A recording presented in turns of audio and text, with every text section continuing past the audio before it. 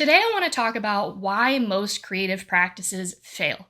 Why, whenever we schedule a time to show up and write or make art, do we either not want to show up to it or feel like it doesn't produce our best work? First, we need to talk about what a creative practice is.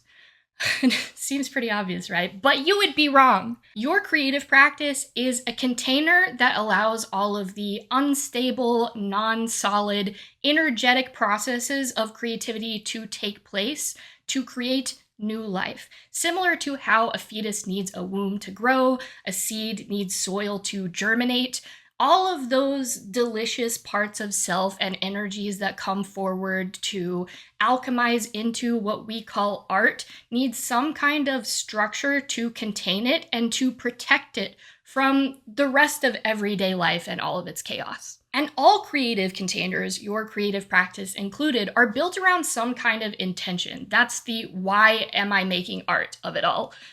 Am I making art simply to express whatever is within me on a certain day, to explore something that I find interesting or that ignites my curiosity?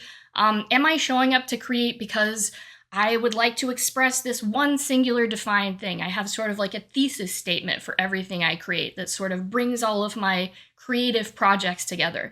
And every time I'm showing up to that creative container, I'm using that intention, that subject that I like to explore, that thing I'm trying to build in the world to organize my inner components and all of that inspiration that I've collected so that the most salient pieces come to the fore and so that I'm able to organize them in a way that helps me to actually convey that message and to enact that intention. Without some kind of creative container, without a creative practice, a lot of times art just doesn't get done, or it gets done in a very haphazard way, very inconsistently, and we're generally not producing our best work because there's nothing to sort of summon the best resources that we have internally and have collected from our external world in order to create something really novel, innovative, and also personal to us.